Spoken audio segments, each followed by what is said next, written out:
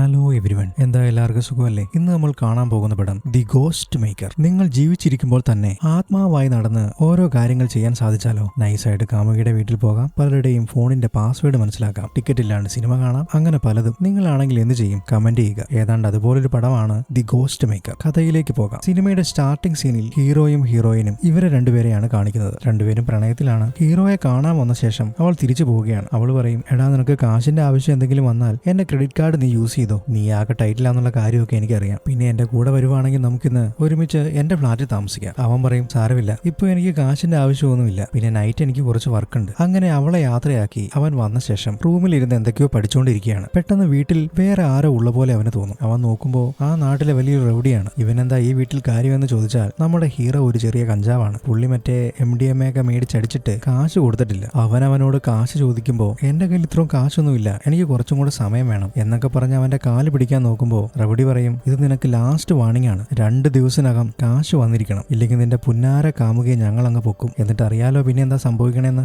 അവൻ പറയും, ഇത് നമ്മൾ തമ്മിലുള്ള പ്രശ്നമാണ്, അതിനിടയിൽ അവളെ വലിച്ചിടരുത്. റൗഡി പറയും, ഞാൻ പറഞ്ഞതേ ഉള്ളൂ, ഇനി വരുന്നത് ഞാനായിരിക്കില്ല, മാക്സ് ആയിരിക്കും. എന്തായാലും നീ കരുതിയിരുന്നോ, മാക്സ് ആണ് ഇവനേക്കാളും വലിയ വില്ലൻ. അവന്റെ പേര് പറഞ്ഞാണ് ഇവനെ പേടിപ്പിക്കുന്നത്. ഈ വില്ലന്റെ ഭീഷണിക്ക് ഭയന്ന് കുറച്ച് കാശുണ്ടാക്കാൻ വേണ്ടി ആളുകളുടെ കയ്യിൽ നിന്ന് പഴയ സാധനങ്ങളൊക്കെ വളരെ കുറഞ്ഞ വിലയ്ക്ക് വാങ്ങി അത് കൂടിയ വിലയ്ക്ക് മറിച്ചു വിൽക്കുന്ന ഒരു ചെറിയ സൈഡ് ബിസിനസ് ഉണ്ട് നമ്മുടെ ഹീറോയ്ക്ക്. അങ്ങനെ അവൻ ഒരു അമ്മച്ചിയുടെ വീട്ടിൽ ചെല്ലും.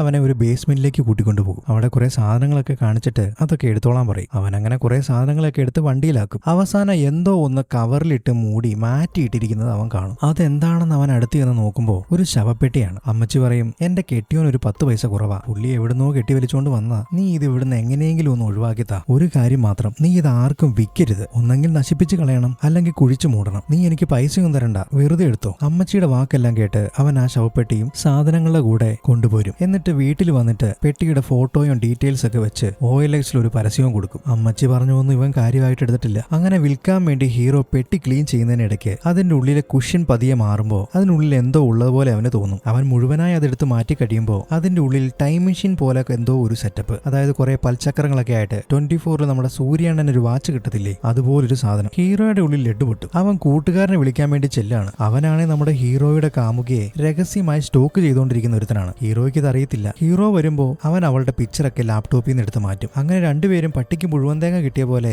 അതൊക്കെ എടുത്ത് നോക്കിക്കൊണ്ടിരിക്കുകയാണ്. ഇതിനിടയിൽ അവർക്ക് അതിനുള്ളിൽ നിന്നൊരു കീ കിട്ടും. ആ കീക്കകത്ത് വോൺ ടിസ്റ്റൻ എന്ന് എഴുതിയിട്ടുണ്ട്. കൂടാതെ ആ പെട്ടി ഉണ്ടാക്കിയ വർഷവും എഴുതിയിട്ടുണ്ട്. അവൻ അതൊക്കെ എടുത്ത് സൂക്ഷ്മ പരിശോധന നടത്തിക്കൊണ്ടിരിക്കുമ്പോൾ ഫ്രണ്ട് പറയും, എടാ ഇവിടെ ഒരു കീ ഹോൾ ഉണ്ട്, നമുക്ക് ആ കീ ഇതിലിട്ട് നോക്കിയാലോ. അവർക്കൊരു പേടി തോന്നുമെങ്കിലും അവർ രണ്ടുപേരും കൂടെ ആ കീ ഓൺ ചെയ്യും. അപ്പോൾ അതിനുള്ളിൽ നിന്ന് ഒരു വ്യത്യസ്തമായ പാട്ട് കേൾക്കാം. കൂടാതെ ആ പൽചക്രങ്ങളെല്ലാം തിരിയുന്നുമുണ്ട്. അവർക്ക് പ്രത്യേകിച്ചൊന്നും മനസ്സിലാകുന്നില്ല. കുറച്ച് കഴിയുമ്പോൾ ആ പാട്ട് നിൽക്കുകയും ചെയ്യുന്നു. കുറച്ചു നേരം മെനമെടുന്ന ശേഷം അവർ ഉറങ്ങാൻ പോകും. പിറ്റേ ദിവസം രാവിലെ ഹീറോ അവനൊരു കൂട്ടുകാരൻ പ്രൊഫസറിനെ കാണാൻ വേണ്ടി പോവുകയാണ്. അവിടെ ചെന്ന് നടന്ന കാര്യങ്ങളൊക്കെ അവൻ പറയും. വോൺ ടിസ്റ്റനെ അറിയാമോ എന്ന് ചോദിക്കുമ്പോൾ അയാള് ഇന്റർനെറ്റിലെല്ലാം നോക്കിയിട്ട് പറയും, എനിക്ക് അയാളെ അറിയാം, 1412 ജീവിച്ചിരുന്ന ഒരാളാണ്. ആ സമയത്ത് കുറ്റവാളികളെ ചിത്രവധം ചെയ്ത് കൊല്ലാൻ വേണ്ടി പല ഉപകരണങ്ങളും ഉണ്ടാക്കിയിരുന്നു. അതിലൊരു പ്രമുഖനാണ് ഇയാള്. കൂടാതെ ഇയാളുടെ അവസാന കാലഘട്ടങ്ങളിൽ ഗോസ്റ്റ് മെഷീൻ ഉണ്ടാക്കാൻ വേണ്ടി ട്രൈ ചെയ്തതായിട്ടും ഈ ബുക്കിൽ പറയുന്നുണ്ട്. ഇത് ഉപയോഗിച്ചവരൊക്കെ മരണത്തെ മുഖാമുഖം കണ്ട് തിരിച്ചു വന്നവരാണ്. അതുകൊണ്ട് ആ മെഷീൻ നീ കൈവശം വെക്കുന്നത്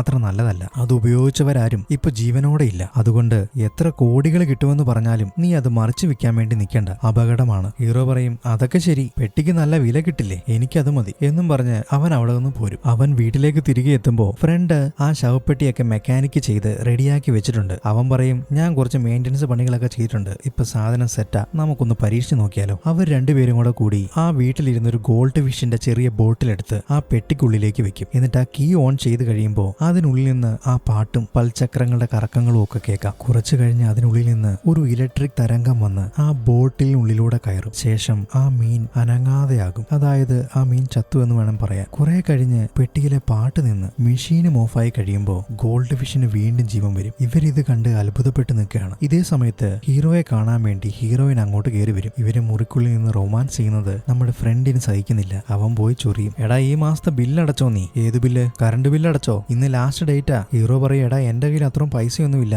നീ ഈ തവണ കൂടി ഒന്ന് അഡ്ജസ്റ്റ് ചെയ്യേ. ആ ശരി, എല്ലാ തവണയും ഞാൻ തന്നെയല്ലേ അടയ്ക്കുന്നേ, ഈ തവണയും ഞാൻ തന്നെ അടയ്ക്കാം, അല്ലാണ്ട് ഇപ്പൊ എന്നാ ചെയ്യുന്നേ? ഹീറോയുടെ കയ്യിൽ അധികം കാശൊന്നും ഇല്ലെന്ന് കാമുകീനെ കാണിക്കാൻ വേണ്ടിയിട്ട് ആ ചള്ളു ചെറുക്കൻ ഓരോ കാര്യങ്ങൾ ഇങ്ങനെ പറഞ്ഞുകൊണ്ടിരിക്കുകയാണ്. ഹീറോയും പറയും, നീ എത്ര നാളാ ഇവന്റെ കൂടെ ഇങ്ങനെ കഴിക്കുന്നേ? നീ തനിയൊരു റൂം എടുത്ത് മാറ്, അതാ നിനക്ക് നല്ലത് എന്ന് പറഞ്ഞ് കാമുകി അവിടുന്ന് പോകും. അപ്പോഴേക്കും പെട്ടിയോടുള്ള ക്യൂരിയോസിറ്റി കാരണം നമ്മൾ ആദ്യം കണ്ട പ്രൊഫസറും അങ്ങോട്ടേക്ക് വരും. അങ്ങനെ പെട്ടിയൊക്കെ നോക്കിക്കൊണ്ടിരിക്കുമ്പോൾ ഹീറോ പറയും, ഇതിങ്ങനെ നോക്കിക്കൊണ്ടിരുന്നിട്ട് കാര്യമൊന്നുമില്ല, ഞാൻ എന്തായാലും പെട്ടിക്കുള്ളിൽ കിടന്നിട്ട് എന്താ സംഭവിക്കണേന്ന് നോക്കാൻ പോവാ. പ്രൊഫസർ പറയും, വേണ്ട മോനെ, ഇത് വല്ല ചിത്രവധം ചെയ്യുന്ന മെഷീനാണെങ്കിൽ നിന്റെ കാര്യം തീർന്നു. ഹീറോ പറയും, അങ്ങനെയാണെങ്കിൽ ഞങ്ങൾ ആ ഗോൾഡ് ഫിഷിനെ വെച്ചപ്പോ അതിനൊന്നും പറ്റിയില്ലല്ലോ, ഞാൻ എന്തായാലും നോക്കാൻ പോവുക. അവൻ വളരെ കോൺഫിഡൻസോടെ കയറി കിടക്കും. ഒരു സേഫ്റ്റിക്ക് വേണ്ടി ക്യാമറ ഓൺ ചെയ്ത് വെച്ചിട്ട് അവരും ആ കീ ഓൺ ചെയ്യും. മെഷീൻ ഓണായി, പാട്ടും കേട്ടു തുടങ്ങും. ഇലക്ട്രിക് പവർ വന്ന് അവന്റെ ഉള്ളിലേക്ക് കടന്നു ചെല്ലും. അവൻ പെട്ടെന്ന് മരിച്ച പോലെ കിടക്കുകയാണ്. ഫ്രണ്ട്, ഡാ നീ ചുമ്മാ കളിക്കില്ലേ, എണീക്ക് എന്നൊക്കെ പറഞ്ഞ് വിളിക്കുന്നുണ്ടെങ്കിലും അവൻ അനക്കമൊന്നുമില്ല. പ്രൊഫസർ അവന്റെ പൾസ് പിടിച്ചു നോക്കുമ്പോ പൾസില്ല. അവൻ ശരിക്കും മരിച്ചു. എനിക്ക് പേടിയായിട്ട് മേല, ഇവനെ വേഗം ഹോസ്പിറ്റലിൽ കൊണ്ടുപോകാം എന്ന് പറഞ്ഞ് ബഹളം വെച്ച് കഴിയുമ്പോ ഫ്രണ്ട് പറയും, നമുക്ക് കുറച്ചു നേരം കൂടെ ഒന്ന് വെയിറ്റ് ചെയ്യാം, ആ പാട്ട് കഴിയുന്നവരെ ഒന്ന് നോക്കിയിട്ട് നമുക്ക് ഹോസ്പിറ്റലിൽ കൊണ്ടുപോകാം. അവൻ യഥാർത്ഥത്തിൽ മരിച്ചിട്ടില്ല,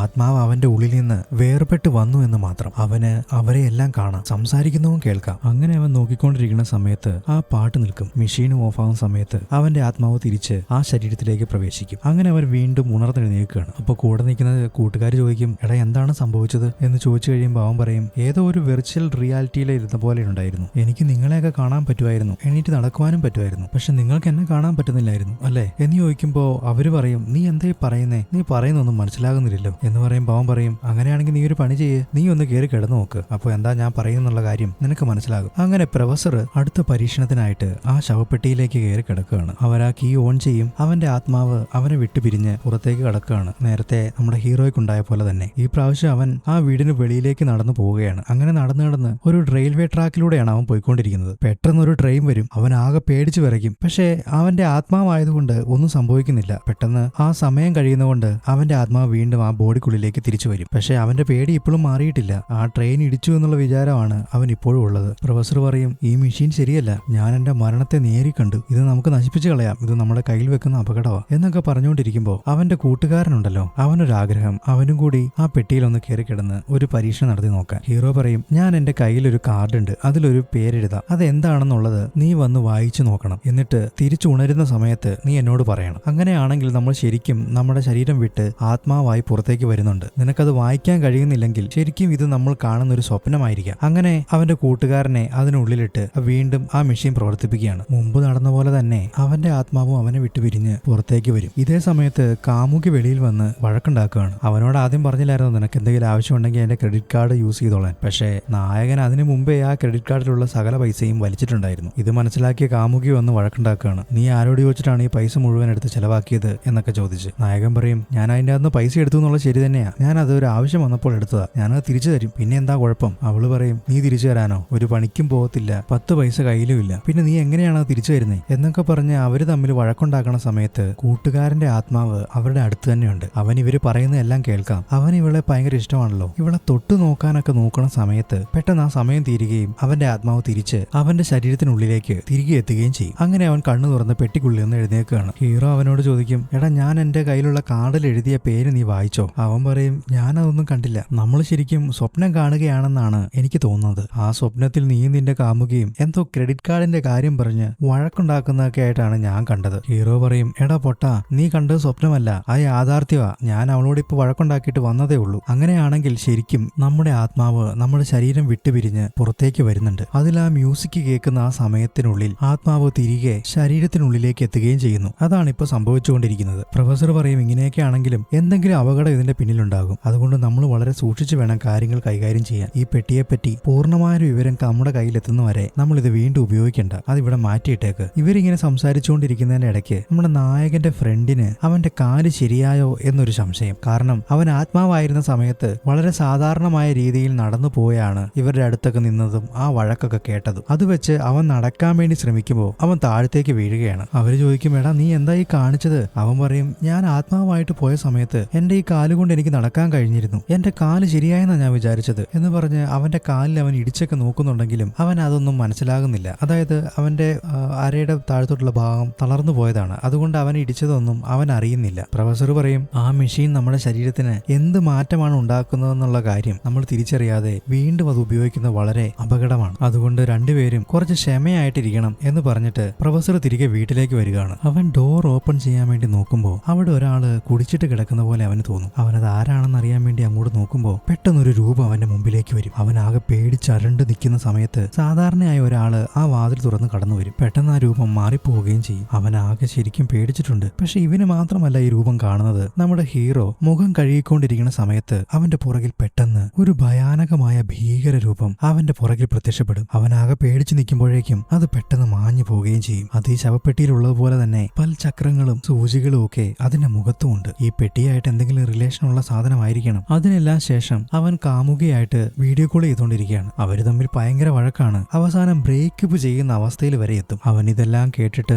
ആകെ തലപെരുത്ത് അവിടെ അവന്റെ കയ്യിൽ ബാക്കിയുണ്ടായിരുന്ന ആ മയക്കുമരുന്നെടുത്ത് ഉപയോഗിച്ച ശേഷം അവൻ ആ പെട്ടിക്കുള്ളിൽ കയറി കിടന്ന് തനിയെ ആ ചാവി ഓണാക്കും. അങ്ങനെ അവന്റെ ആത്മാവ് അവനെ വിട്ട് പിരിഞ്ഞ് പുറത്തേക്ക് പോയി ഒരു സൂപ്പർ മാർക്കറ്റിൽ ചെല്ലും. അവിടെ ആ കടക്കാരൻ അന്നത്തെ കച്ചവടം എല്ലാം കഴിഞ്ഞ് പൈസയെല്ലാം ഒരു പെട്ടിക്കകത്ത് വെച്ച് പൂട്ടി ആ ലോക്കടച്ച് അതിനു പുറമെ വേറൊരു ലോക്കും ഉണ്ട്. ആ ലോക്കും പൂട്ടി അയാൾ വെളിയിലേക്ക് ഇറങ്ങാൻ വേണ്ടി നിൽക്കുകയാണ്. ഇത് കണ്ടുകൊണ്ട് നിൽക്കുന്ന ഹീറോ ഇതിന്റെ പാസ്വേഡും കാര്യങ്ങളും എല്ലാം മനസ്സിലാക്കുന്നു. അതേ സമയത്ത് ആ സമയം തീർന്ന് അവന്റെ ആത്മാവ് വീണ്ടും ആ ശരീരത്തിനുള്ളിലേക്ക് തിരികെ എത്തുന്നു. അവൻ അവിടുന്ന് എഴുന്നേറ്റ് ഈ സൂപ്പർ മാർക്കറ്റിലേക്ക് പോവുകയാണ്. ഈ സമയത്ത് നമ്മുടെ കാല് വയ്യാത്ത ഫ്രണ്ട് അങ്ങോട്ട് വന്നിട്ട് ആ പെട്ടിക്കുള്ളിൽ വീണ്ടും കയറി ഹീറോയിന്റെ വീടിന്റെ മുമ്പിൽ പ്രത്യക്ഷപ്പെടുകയാണ്. എന്നിട്ട് അവളുടെ റൂമിൽ ചെന്നിട്ട് അവൾ കിടന്നുറങ്ങുന്നൊക്കെ കണ്ട് രസിച്ചുകൊണ്ടിരിക്കുകയാണ്. കുറച്ചു കഴിഞ്ഞ് അവൻ അവൾക്കൊരു ഉമ്മ കൊടുക്കും. അപ്പോഴേക്കും സമയം കഴിഞ്ഞ് അവന്റെ ആത്മാവ് തിരിച്ച് ആ ബോഡിയിലേക്ക് തന്നെ വന്നു കയറും. അവൻ അവിടുന്ന് പോന്നുവെങ്കിലും അവളെ ആരോ തൊട്ടു എന്നുള്ള കാര്യം അവൾക്ക് മനസ്സിലാകുന്നുണ്ട്. പക്ഷെ ഇവനെ കാണാനോ ശബ്ദം കേൾക്കാനോ അവൾക്ക് കഴിയുന്നില്ല. മറ്റാരുടെയോ സാന്നിധ്യം അവളുടെ അടുത്തുണ്ടായിരുന്നു എന്നുള്ള കാര്യം അവൾക്ക് മനസ്സിലാകുന്നുണ്ട്. ഇതേ സമയത്ത് ഹീറോ ആ സൂപ്പർ മാർക്കറ്റിൽ കയറി അയാള് ഭദ്രമായി പൂട്ടി വെച്ചിരുന്ന ആ ലോക്കർ തുറന്ന് അതിന്റെ ഉള്ളിലുള്ള പണമെല്ലാം എടുത്ത് ആ കൂടെ ഒരു തോക്കും ഉണ്ടായിരുന്നു. ആ ഗണ്ണും എടുത്ത് അവൻ വെളിയിലേക്ക് വരികയാണ്. അത് കഴിഞ്ഞ് അവൻ നേരെ പോകുന്ന എങ്ങോട്ടാണെന്ന് ചോദിച്ചാൽ സിനിമ തുടങ്ങുന്ന സമയത്ത് ഒരു റൗഡി വന്ന് അവനെ പേടിപ്പിച്ചിട്ട് പോയി അവരുടെ അടുത്തേക്കാണ് ഇവൻ പോകുന്നത്. അവിടെ ചെന്ന് അവൻ കൊടുക്കാനുള്ള പൈസയെല്ലാം അവൻ തിരിച്ചു കൊടുക്കും. എന്നിട്ട് കുറച്ചധികം മയക്കുമരുന്ന് അവൻ വീണ്ടും വാങ്ങിക്കും. അവന്റെ കയ്യിൽ ഇപ്പൊ ആവശ്യത്തിലേറെ പണം ഉണ്ടല്ലോ. അങ്ങനെ അവന് മയക്കുമരുന്ന് കൊടുക്കാൻ വേണ്ടി അവന്റെ കൂടെ ഉണ്ടായിരുന്ന ഒരാള് അകത്ത് പോയി ഏതോ ഒരു കണ്ടെയ്നറിനുള്ളിലാണ് ഇവർ ആ മയക്കുമരുന്നെല്ലാം ഒളിപ്പിച്ചു വെച്ചേക്കുന്നത്. അതെടുത്ത് കുറച്ച് അവന്റെ കൈ കൊണ്ടേ കൊടുക്കും. അവൻ ഇറങ്ങാൻ തുടങ്ങുന്ന സമയത്ത് അവന്റെ കാലില് ശക്തിയായിട്ട് ചവിട്ടി ഞെരിച്ചിട്ട് പറയും, നിന്നെ അങ്ങനെ വെറുതെ വിടുമെന്ന് നീ വിചാരിച്ചോ? ഇത് നിന്റെ ലാസ്റ്റ് വാണിങ്ങാ. ഇനിയെങ്ങാനും നീ പൈസ തരാൻ വൈകിയാലോ പൈസ തരാതിരുന്നാലോ അറിയാലോ നിന്നെ കൊന്നുകളയും എന്ന് അവനെ ഭീഷണിപ്പെടുത്തുമ്പോൾ അവൻ പറയും, ഇനി അങ്ങനെയൊന്നും ഉണ്ടാകില്ല എന്ന് പറഞ്ഞ് അവൻ തിരിച്ച് വീട്ടിലേക്ക് വരികയാണ്. അങ്ങനെ വീട്ടിൽ വന്ന് ആ ഗണ്ണും അവൻ വാങ്ങിച്ച മയക്കുമരുന്നെല്ലാം ഒരു ഡെപ്പിക്കുള്ളിൽ വെച്ച് അടച്ച് ആ കട്ടിലിന്റെ അടിയിലേക്ക് നീക്കി വെക്കും. എന്നിട്ട് അവൻ ആരും കാണുന്നില്ലെന്ന് വിചാരിച്ചാണ് അവൻ ഇരിക്കുന്നത്. പക്ഷേ ഇതെല്ലാം പുറത്തു നിന്ന് അവന്റെ കൂട്ടുകാരൻ കാണുന്നുണ്ടായിരുന്നു. ഇതേ സമയത്ത് പ്രൊഫസർ എന്തോ എഴുതിക്കൊണ്ടിരിക്കുകയാണ്. ആ സമയത്ത് അവന്റെ മൂക്കിൽ നിന്ന് ബ്ലഡ് വരുന്നു. അവൻ ആകെ പേടി തോന്നും. കാരണം ഇതിനു മുമ്പ് അങ്ങനെയൊന്നും ഉണ്ടായിട്ടില്ല. അവിടുന്ന് സീൻ കട്ട് ചെയ്ത് കഴിഞ്ഞാൽ ഹീറോ രാവിലെ എഴുന്നേറ്റ് വരുന്ന സമയത്ത് അവന്റെ ഫോൺ ബെല്ലടിക്കുന്നു. അത് വേറെ ആരുമല്ല, പ്രൊഫസറാണ് കോൾ ചെയ്യുന്നത്. അയാൾ പറയും, നമ്മൾ ആ പെട്ടി ഓൺ ചെയ്യുന്ന സമയത്ത് അതിനുള്ളിൽ നിന്ന് ഒരു പാട്ട് കേൾക്കുന്നില്ലേ? ആ പാട്ട് വേറൊന്നുമല്ല, അത് സാത്താൻ സേവക്കാര് ഉപയോഗിച്ചിരുന്ന ഒരു പാട്ടാണ്. മാത്രമല്ല ഈ സാത്താൻ വർഷിപ്പുമായിട്ട് ഈ പാട്ടിനും ഈ പെട്ടിക്കും ഒക്കെ എന്തോ ബന്ധമുണ്ട്. അതുകൊണ്ട് കൂടുതൽ അതിനെപ്പറ്റി അറിയാൻ വേണ്ടി എനിക്ക് ആ പെട്ടി ഒന്നും കൂടെ ഒന്ന് നോക്കണം. അതിന് ഞാൻ നിങ്ങളുടെ വീട്ടിലേക്ക് വന്നോട്ടെ എന്ന് ചോദിക്കും. ഹീറോ മനസ്സില്ലാ മനസ്സോടെ വരാൻ പറയും. അങ്ങനെ സന്ധ്യ മയങ്ങുന്ന സമയത്ത് അവര് വീണ്ടും അവരുടെ വീട്ടിൽ ഒത്തുചേരുകയാണ്. അങ്ങനെ ആ പെട്ടിയെപ്പറ്റി അവൻ അന്വേഷിച്ച് കണ്ടെത്തിയ കാര്യങ്ങളെല്ലാം അവരുടെ അടുത്ത് സംസാരിച്ചുകൊണ്ടിരിക്കുമ്പോൾ അതിനിടയിൽ അവൻ ചോദിക്കും, നിങ്ങൾ ആരെങ്കിലും അസാധാരണമായിട്ട് ഏതെങ്കിലും രൂപം കാണുകയോ മൂക്കിൽ നിന്ന് ചോര വരികയോ അങ്ങനെ എന്തെങ്കിലും ഉണ്ടായിട്ടുണ്ടോ എന്ന് ചോദിക്കും. ഹീറോ ആ രൂപത്തെ കണ്ടിരുന്നു. എന്നാലും ഹീറോ പറയും, ഏയ് ഞങ്ങൾക്ക് അങ്ങനെയൊന്നും ഉണ്ടായിട്ടില്ല. കൂട്ടുകാരനും പറയും, എനിക്കും അങ്ങനെയൊന്നും സംഭവിച്ചില്ല. പ്രൊഫസർ വിചാരിക്കും, ഇനി ഞാനിതെല്ലാം ഒരു സ്വപ്നം പോലെ വല്ലതും കണ്ടതായിരിക്കുമോ? എനിക്ക് മാത്രമായിരിക്കാം ഒരുപക്ഷെ ഇതുപോലെയൊക്കെ അനുഭവപ്പെട്ടത്. നമുക്കൊന്നുകൂടി ഈ പെട്ടി ഒന്ന് ഉപയോഗിച്ചു നോക്കിയാലോ എന്ന് പ്രൊഫസർ പറയുമ്പോൾ നായകൻ പറയും, അങ്ങനെ വെറുതെ ഉപയോഗിച്ച് നോക്കിയിട്ട് കാര്യമില്ല. എന്തായാലും ഞാൻ ഈ പെട്ടി ഇതിന്റെ മാക്സിമം സമയം പ്രവർത്തിപ്പിക്കാൻ പോവുകയാണ്. എത്ര നേരം വരെ നമുക്ക് ആത്മാവായി നടക്കാൻ കഴിയും എന്നറിയാമല്ലോ. പ്രൊഫസർ ആദ്യം തടയുമെങ്കിലും ഇവൻ അതൊന്നും കൂട്ടാക്കാതെ പെട്ടിക്കകത്ത് കയറി കിടക്കും. എന്തെങ്കിലും ആകട്ടെ എന്ന് വിചാരിച്ച് അവരാ കീ ഓൺ ചെയ്യും. ഇത്തവണ നമ്മുടെ നായകൻ പ്രത്യക്ഷപ്പെടുന്നത് അവൻ ആ മയക്കുമരുന്ന് വിൽക്കുന്ന ആളുടെ അടുത്താണ്. അവൻ അവിടെ എത്തുന്ന സമയത്ത് അവിടെ ഒരു പയ്യൻ മയക്കുമരുന്നിന് അഡിക്റ്റ് ആയിട്ട് മയക്കുമരുന്ന് വാങ്ങിക്കാൻ പൈസയില്ലാതെ അവന്റെ കാമുകിയെ പണയം വെച്ച് അവിടുന്ന് മയക്കുമരുന്ന് വാങ്ങാൻ ശ്രമിക്കുകയാണ്. ആ ഗുണ്ട വെളിയിൽ വന്നിട്ട് പറയും, ആ എല്ലാം കഴിഞ്ഞു, ഇനി ഇവൻ എത്രയാ വേണ്ടതെന്നുള്ളത് നോക്കിയിട്ട് മയക്കുമരുന്ന് കൊടുത്തേക്കാൻ പറയും. അങ്ങനെ മയക്കുമരുന്ന് എടുക്കാൻ വേണ്ടി പോകുന്ന സമയത്ത് ആ മയക്കുമരുന്ന് എവിടെയാണ് ഒളിപ്പിച്ചു വെച്ചിരിക്കുന്നതെന്ന് അറിയാൻ ഹീറോയും പുറകെ പോകും. അങ്ങനെ അത് ഒളിപ്പിച്ചു വെച്ചിരിക്കുന്ന സ്ഥലം കണ്ടു കഴിയുമ്പോഴത്തേക്കും അവന്റെ സമയം തീരുകയും അവന്റെ ആത്മാവ് തിരിച്ച് അവന്റെ ഉള്ളിലേക്ക് തന്നെ പ്രവേശിക്കുകയും ചെയ്യും. അങ്ങനെ അവൻ വളരെ സന്തോഷത്തോടു കൂടിയാണ് എണീക്കുന്നത്. പക്ഷേ പ്രൊഫസർ ചുറ്റും നോക്കി കഴിയുമ്പോൾ അവിടെ വെച്ചിരുന്ന ആ മീൻ പാത്രത്തിനുള്ളില് ആ മീൻ ഇപ്പോ ചത്തു കിടക്കുകയാണ്. അയാളത്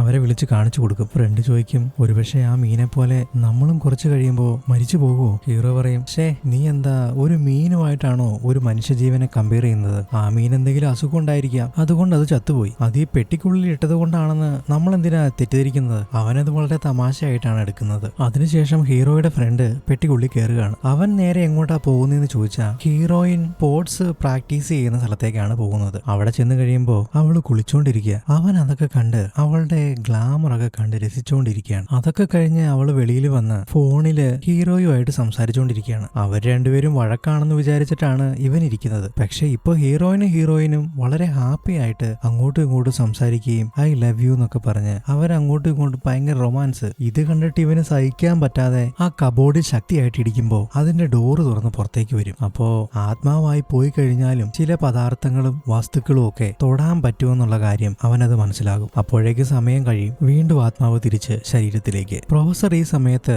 ആ മ്യൂസിക് റെക്കോർഡ് ചെയ്ത് അത് പരിശോധിച്ചുകൊണ്ടിരിക്കുകയാണ്. അപ്പോൾ ഒരു പ്രത്യേക ഭാഗത്ത് വളരെ മ്യൂട്ടായിട്ട് മ്യൂസിക് പോകുന്നത് കാണാം. മ്യൂട്ട് എന്ന് പറഞ്ഞാൽ വളരെ ശബ്ദം കുറഞ്ഞ രീതിയിൽ. അയാൾ അത് വളരെ വിശദമായിട്ട് പരിശോധിച്ച് കഴിയുമ്പോൾ 7HZ എന്ന് വരുന്നുണ്ട്. അത് എന്താണെന്ന് നെറ്റിൽ സെർച്ച് ചെയ്ത് നോക്കി കഴിയുമ്പോൾ അതൊരു സാത്താൻ ആരാധനയുടെ പാട്ടാണ്. അത് കണ്ടിന്യൂസ് ആയിട്ട് കേട്ടുകൊണ്ടിരുന്നാൽ അത് മനുഷ്യന്റെ മനോനിലയെ ബാധിക്കുകയും അയാൾക്ക് ബോധക്ഷയം ഉണ്ടാകുകയും ചെയ്യുന്നതായിട്ട് നെറ്റിൽ കാണും. ഇത് സ്ഥിരമായിട്ട് കേട്ട് കഴിഞ്ഞാൽ മരണം വരെ സംഭവിക്കാം. അങ്ങനെ അവൻ അവരോട് കാര്യങ്ങളെല്ലാം പറഞ്ഞുകൊണ്ടിരിക്കുന്ന സമയത്ത് ഒരു ഈച്ച അതിലെ പറന്നു വരും. അപ്പോഴീ മ്യൂസിക്കിന്റെ ഭാഗം വന്നു കഴിയുമ്പോൾ ആ ഈച്ച പെട്ടെന്ന് ചത്തുപോകും. അപ്പൊ അയാൾ ഓർക്കും ഇത് വെറും ഒരു ഈച്ചയല്ലേ, മുമ്പ് കണ്ടത് വെറും ഒരു മീനും. ഒരുപക്ഷെ മനുഷ്യന് ഇത്ര പെട്ടെന്ന് ബാധിക്കില്ലായിരിക്കാം, പക്ഷെ തീർച്ചയായിട്ടും മനുഷ്യനെ ബാധിക്കും. അതെന്താണ് ഈ വ്യത്യാസം എന്നുള്ളത് കണ്ടുപിടിക്കേണ്ടിയിരിക്കുന്നു. അവിടുന്ന് സീൻ കട്ട് ചെയ്ത പിറ്റേ ദിവസം ഹീറോയിനും മീറ്റ് ചെയ്യുകയാണ്. അവൻ കഴിഞ്ഞ ദിവസം സൂപ്പർ മാർക്കറ്റിൽ പോയി കുറെ പൈസയൊക്കെ മോഷ്ടിച്ചല്ലോ, അത് വെച്ച് അവളുടെ ക്രെഡിറ്റ് കാർഡ് ബില്ലെല്ലാം ക്ലോസ് ചെയ്യും. എന്നിട്ട് അതിന്റെ റിസീപ്റ്റ് എല്ലാം അവളുടെ കയ്യിൽ കൊണ്ടേ കൊടുക്കുകയാണ്. ഞാൻ നിന്റെ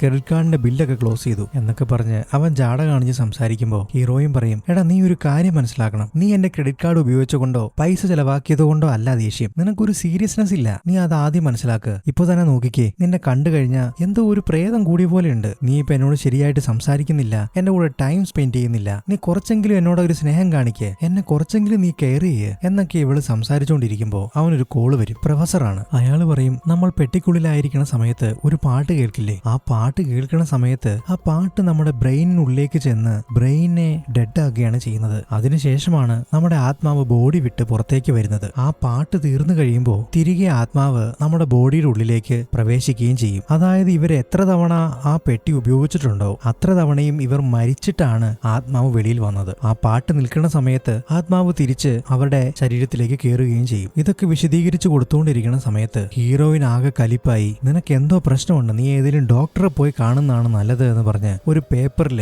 എമർജൻസി നമ്പർ എഴുതി വെച്ചിട്ട് അവൾ അവിടുന്ന് ദേഷ്യപ്പെട്ട് ഇറങ്ങിപ്പോവും. അവൻ പറയും, എനിക്കൊരു കുഴപ്പമില്ല, നീയാണ് എന്നെ ഒരു ഭ്രാന്തനെ പോലെ കാണുന്നത്, ഞാൻ എന്ത് ചെയ്യാനാ എന്ന് പറഞ്ഞ് അവൻ കാർ എടുത്ത് നേരെ പോകുന്നത് കഴിഞ്ഞ ദിവസം ആ മയക്കുമരുന്ന് ഒളിച്ചു വെച്ചേക്കണ സ്ഥലം അവൻ കണ്ടുപിടിച്ചില്ലേ, അങ്ങോട്ടേക്കാണ്. അവൻ അവിടെ ചെന്ന് ആ മയക്കുമരുന്നെല്ലാം അവിടുന്ന് മോഷ്ടിച്ച് വീട്ടിൽ കൊണ്ടുവരും. ഇനി മയക്കുമരുന്നിനായിട്ട് എവിടെയും പോകേണ്ട ആവശ്യമില്ലല്ലോ. അവൻ വളരെ ഹാപ്പിയാവും. ഇനി ഫുൾ ടൈം അടിച്ച് കിറുങ്ങി കിളിപാറി നടക്കാം. ഇതേ സമയത്ത് മയക്കുമരുന്ന് വിൽക്കുന്ന ഗുണ്ടകൾ തമ്മിൽ അങ്ങോട്ടും ഇങ്ങോട്ടും വാക്ക് തർക്കവും കയ്യേറ്റ ശ്രമവും നടക്കുകയാണ്. മെയിൻ ഗുണ്ട പറയും, നിനക്കിതൊക്കെ ഒന്ന് ശ്രദ്ധിച്ചുകൂടെ, ഏതവനാ കയറി എടുത്തോണ്ട് പോയെന്ന് ആർക്കറിയാം, ഒരു ശ്രദ്ധയില്ലാതെ ചരക്ക് കൊണ്ടേ വെച്ചിട്ട് അത് ആരാ എടുത്തോണ്ട് പോയെന്നും അറിയത്തില്ല, എത്ര ലക്ഷം രൂപയുടെ സാധനമാണെന്ന് നിനക്കറിയാമോ എന്ന് പറഞ്ഞ് അവരങ്ങോട്ടും ഇങ്ങോട്ടും വഴക്കാണ്. രാത്രി ആ മ്യൂസിക്കിനെ പറ്റി വീണ്ടും റിസർച്ച് ചെയ്തുകൊണ്ടിരിക്കുകയാണ് പ്രൊഫസർ. അങ്ങനെ ആ വീഡിയോയും ഓഡിയോയും റിവൈൻഡ് അടിച്ച് കണ്ടുകൊണ്ടിരിക്കുന്നതിനിടയ്ക്കാണ് ആ ഇലക്ട്രിസിറ്റി അവരുടെ ബോഡിക്കുള്ളിലേക്ക് പോകുന്നതായിട്ട് അയാൾ മനസ്സിലാക്കുന്നത്. പെട്ടെന്ന് അയാള് ബാക്കിലത്തെ ക്യാമറ ഓൺ ചെയ്ത് അയാളുടെ തല പരിശോധിച്ച് കഴിയുമ്പോൾ തലയുടെ പുറകിലായിട്ട്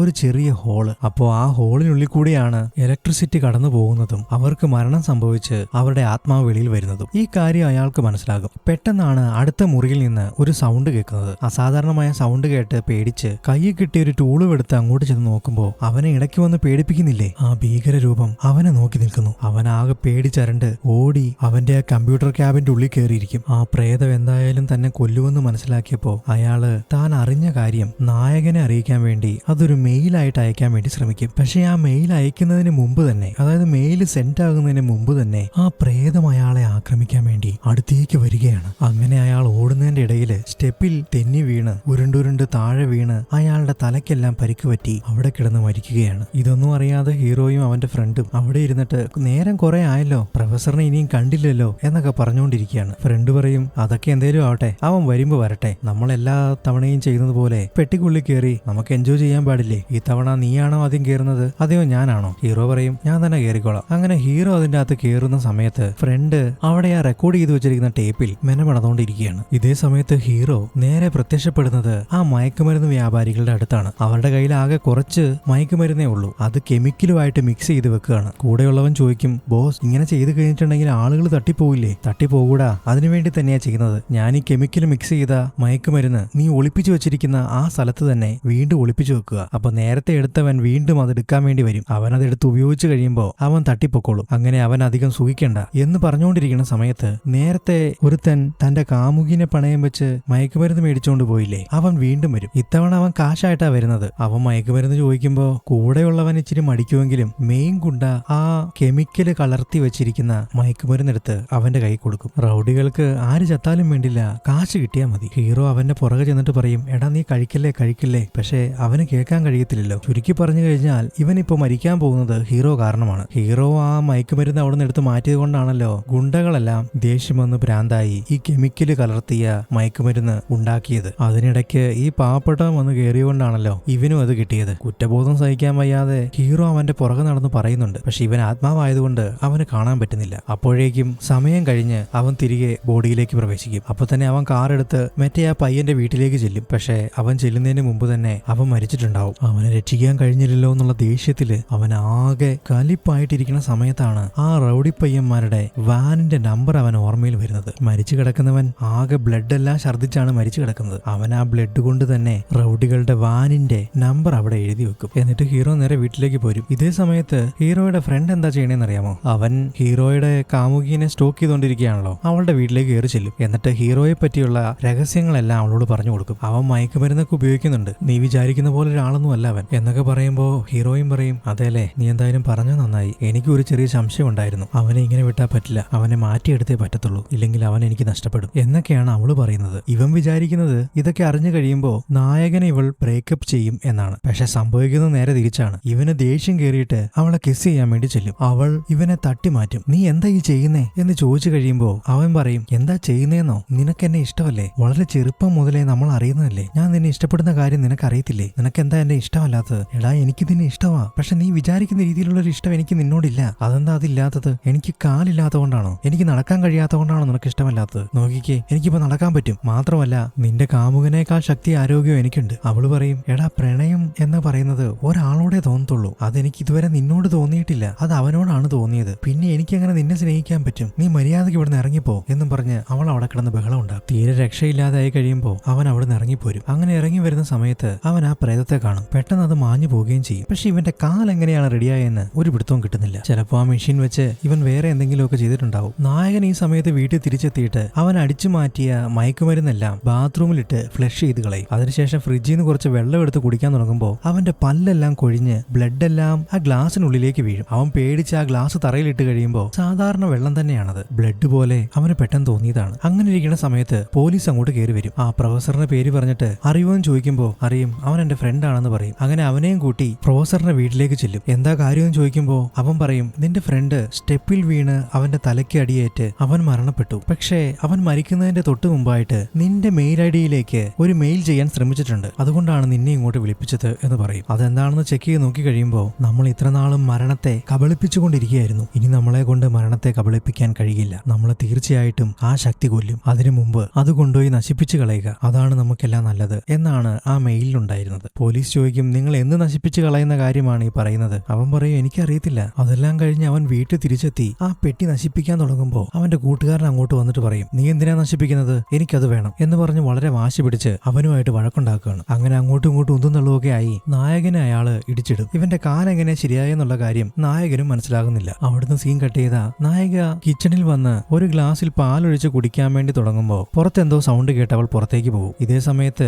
അവന്റെ ഫ്രണ്ട് ആത്മാവായിട്ട് അവിടെ വന്നിട്ട് അവള് കുടിക്കാൻ വെച്ചിരുന്ന ആ പാലിനുള്ളില് എന്തോ മയക്കുമരുന്ന് ചേർക്കും. അവളതറിയാതെ തിരികെ വന്ന് ആ പാല് മുഴുവൻ കുടിച്ചു കഴിയുമ്പോഴാണ് അവൾക്ക് എന്തോ പന്തിയെല്ലാം തോന്നുന്നത്. കുടിച്ച പാലിൽ എന്തോ ഉണ്ടായിരുന്നുള്ള കാര്യം അവൾ മനസ്സിലാക്കുമ്പോഴത്തേക്കും അവളുടെ ബോധമെല്ലാം പോയി തുടങ്ങും. അവൾ വെളിയിലേക്ക് ഓടാൻ വേണ്ടി ശ്രമിക്കുന്നുണ്ടെങ്കിലും വാതിലെല്ലാം പുറത്തുനിന്ന് പൂട്ടിയേക്കാണ്. അവൾക്ക് പോകാനായിട്ട് കഴിയുന്നില്ല. ഇതേ സമയത്ത് പ്രേതമായിട്ട് വന്ന ഫ്രണ്ട് വീൽ ചെയർ എടുത്തുകൊണ്ട് വരിക, കത്തിയെടുത്ത് പേടിപ്പിക്കുക, അങ്ങനെ ആമാനുഷികതയെല്ലാം കാണിച്ച് ഇവളെ പേടിപ്പിച്ചുകൊണ്ടിരിക്കുകയാണ്. ഇതേ സമയം സമയത്ത് ഹീറോയ്ക്ക് ബോധം വരും. അവൻ ചുറ്റും നോക്കി കഴിയുമ്പോൾ ഫ്രണ്ടിനെയും കാണാനില്ല, ഗോസ്റ്റ് മെഷീൻ ശവപ്പെട്ടിയും കാണാനില്ല. ഒരുപക്ഷെ അവന്റെ ഫ്രണ്ട് എടുത്തുകൊണ്ട് പോയോ എന്നറിയാൻ വേണ്ടി അവന്റെ മുറിയിൽ ചെന്ന് നോക്കി കഴിയുമ്പോൾ അവന്റെ ലാപ്ടോപ്പിൽ മുഴുവൻ ഇവന്റെ കാമുകിയുടെ ഫോട്ടോയാണ്. അന്നേരമാണ് രഹസ്യമായിട്ട് തന്റെ കാമുകീനെ ഇവൻ പ്രണയിക്കുന്ന കാര്യവും അവളെ സ്റ്റോക്ക് ചെയ്യുന്ന കാര്യവും ഇവന് മനസ്സിലാകുന്നത്. ഇത് എത്രയും പെട്ടെന്ന് കാമുകീനെ അറിയിക്കണമെന്ന് വിചാരിച്ച് അവളെ വിളിക്കാൻ ശ്രമിക്കുമ്പോൾ കോള് പോകുന്നില്ല. പക്ഷെ ഇവര് ഇടയ്ക്കിടയ്ക്ക് വീഡിയോ കോൾ ചെയ്യുമല്ലോ. അങ്ങനെ വീഡിയോ കോൾ ചെയ്യുന്ന സമയത്ത് അവൾ ആ കോൾ അറ്റൻഡ് ചെയ്യുന്നുണ്ട്. അവളുടെ ബോധം മുഴുവനായിട്ട് പോയിട്ടില്ല. പക്ഷേ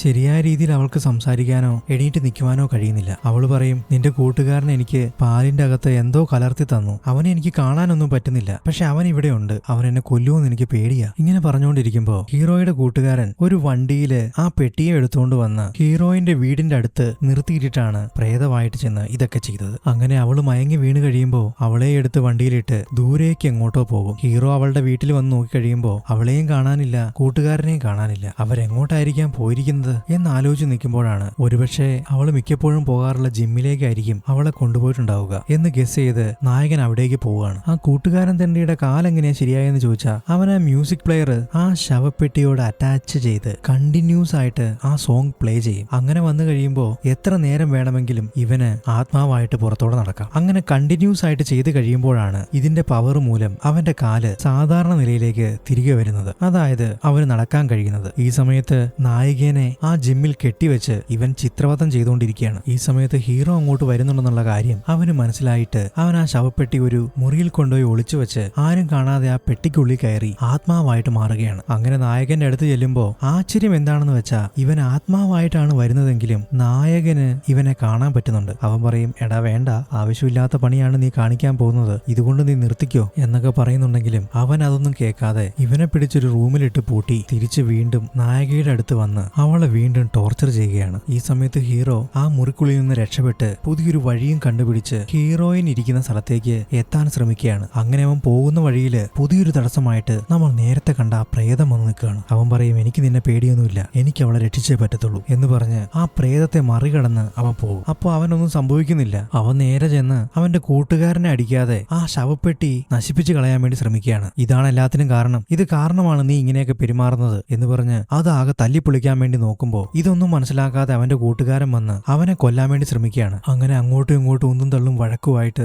നായകനെ കെട്ടിടത്തിന്റെ മുകളിൽ നിന്ന് താഴത്തേക്കിട്ട് കൊല്ലാൻ വേണ്ടി ശ്രമിക്കുമ്പോൾ നായിക എങ്ങനെയോ രക്ഷപ്പെട്ട് ഒരു തോക്കുമായിട്ട് വന്ന് അവന്റെ നേരെ ഷൂട്ട് ചെയ്യും. പക്ഷെ എത്ര ഷൂട്ട് ചെയ്തിട്ടും അവൻ ആ വെടിയുണ്ടയൊന്നും ഏൽക്കുന്നില്ല. അങ്ങനെ അവളെ നോക്കി അവൻ കളിയാക്കി ചിരിച്ചുകൊണ്ടിരിക്കുന്ന സമയത്ത് നായകൻ എഴുന്നേറ്റ് അവനെ കുനിച്ചു കീർത്തി 2 ഇടിയിടിച്ച് അവനെ തള്ളി ആ കെട്ടിടത്തിന്റെ താഴത്തേക്കിടും. അവൻ താഴെ വീണ് മരിച്ചു. പക്ഷേ അവന്റെ ആത്മാവ് ഉയർത്തെഴുന്നേറ്റു. അവന് സന്തോഷമായി, ഞാൻ മരിച്ചാലും എന്റെ ആത്മാവായിട്ട് എനിക്ക് ജീവിക്കാമല്ലോ. അങ്ങനെ അവൻ സന്തോഷിച്ചിരിക്കുന്ന സമയത്താണ് ആ പ്രേതം അങ്ങോട്ടേക്ക് വരുന്നത്. ആ പ്രേതം വന്ന് അവന്റെ ആത്മാവിനെ മുഴുവനായിട്ട് വിഴുങ്ങിക്കളയും. അങ്ങനെ അവന്റെ ജീവിതം അതോടുകൂടി തീർന്നു. അതിനുശേഷം നായകൻ ആ ശവപ്പെട്ടി ഫുള്ളായിട്ട് കത്തിച്ചു കളഞ്ഞ് അതിന്റെ അവശിഷ്ടങ്ങളെല്ലാം ഒരു കവറിലാക്കി അവൻ ആദ്യം ഒരു മുത്തശ്ശീനെ കണ്ടില്ലേ, ആ പുള്ളിക്കാരിയാണല്ലോ ഇവൻ ഈ ശവപ്പെട്ടി കൊടുത്തു വിട്ടത്, അവരുടെ വീട്ടിലേക്ക് തിരികെ പോവുകയാണ്. അങ്ങനെ പോകുന്ന വഴിയില് മയക്കുമരുന്ന് വിൽക്കുന്ന മറ്റേ ഗുണ്ടകളില്ലേ, അവരെ പോലീസുകാർ പിടിച്ചു. കാരണം എന്താണെന്ന് ചോദിച്ചാൽ മയക്കുമരുന്ന് വാങ്ങാൻ വന്ന ആ പയ്യനെ വിഷം കലർന്ന മയക്കുമരുന്ന് കൊടുത്ത് കൊന്നില്ലേ. അവിടെ ചെന്ന് നായകൻ അവരുടെ വാനിന്റെ നമ്പർ എഴുതി വെച്ചില്ലേ, അങ്ങനെ അത് തെളിവായി എടുത്ത് പോലീസ് അവരെ അറസ്റ്റ് ചെയ്യും. അവരുടെ കഥയും അതോടുകൂടി തീർന്നു. അവൻ തിരികെ ആ അമ്മച്ചിയുടെ വീട്ടിലെത്തി. നിങ്ങൾ പറഞ്ഞത് ഞാൻ നേരത്തെ കേൾക്കണമായിരുന്നു, ഞാനത് കേൾക്കാത്ത കൊണ്ടാണ് എനിക്ക് ഇതെല്ലാം സംഭവിച്ചത് എന്നൊക്കെ പറഞ്ഞ് ആ പെട്ടിയുടെ പാർട്സ് എല്ലാം തിരിച്ചു കൊടുക്കാൻ നോക്കുമ്പോൾ ആ സ്ത്രീ ശരിക്കും ഒരു മനുഷ്യ സ്ത്രീ അല്ല, അവരൊരു പ്രേതമാണ്. അവര് പറയും, ഞാൻ ഉദ്ദേശിച്ച കാര്യം എനിക്ക് ചെയ്തു തന്നത് നീ മാത്രമാണ് എന്ന് പറഞ്ഞ് അവിടെയുള്ള ചേറി പോയിരിക്കുമ്പോഴാണ് ഇവനെ ഇടയ്ക്കിടയ്ക്ക് വന്ന് പേടിപ്പിക്കുന്ന ആ പ്രേതം ആ അമ്മച്ചിയുടെ അടുത്ത് ഇരിക്കുന്നത് അവൻ കാണുന്നത്. ഇത് രണ്ടും പ്രേതങ്ങളാണ്. അവൻ ചോദിക്കും, എനിക്കൊന്നും മനസ്സിലാകുന്നില്ല, ഞാൻ ഈ പ്രേതങ്ങളെ എത്ര നാൾ ഇങ്ങനെ കണ്ടുകൊണ്ടിരിക്കും, എനിക്ക് വല്ലാതെ പേടിയാകുന്നു. അവര് പറയും, നിനക്ക് വേറെ ഉപദ്രവങ്ങളൊന്നും ഉണ്ടാകില്ല, പക്ഷെ നിന്റെ മരണം വരെ അതിനെ കാണേണ്ടി വരും. നീ എന്നാണോ മരിച്ച് നിന്റെ ആത്മാവിനെ ആ ശക്തി എടുക്കുന്നത് അന്നുവരെ നീ അതിനെ കണ്ടുകൊണ്ടേയിരിക്കും. ഇതും പറഞ്ഞ് മുത്തശ്ശി മറയുന്നതോടുകൂടി ഈ സിനിമ അവസാനിക്കുകയാണ്. നിങ്ങൾക്ക് ഈ സിനിമ ഇഷ്ടപ്പെട്ടോ? ഒരു വ്യത്യസ്തമായ സിനിമയല്ലേ? ഇഷ്ടമായവര് തീർച്ചയായിട്ടും കമന്റ് ചെയ്യണം. നിങ്ങളുടെ അഭിപ്രായങ്ങൾ എന്തായാലും അതെന്നെ അറിയിക്കാൻ മടിക്കരുത്. പുതിയൊരു വീഡിയോ ആയിട്ട് പുതിയൊരു സിനിമയായിട്ട് നമുക്ക് വീണ്ടും കാണാം. ഒരു കാര്യം പറയാൻ മറന്നുപോയി, നിങ്ങൾക്ക് നമ്മുടെ ചാനൽ ഇഷ്ടപ്പെട്ട സബ്സ്ക്രൈബ് ചെയ്യുക, നിങ്ങളുടെ കൂട്ടുകാർക്കും ഈ വീഡിയോ ഷെയർ ചെയ്ത് കൊടുക്കുക. അപ്പോൾ ശരിയെന്നാ മറ്റൊരു വീഡിയോയുമായിട്ട് വീണ്ടും കാണാം.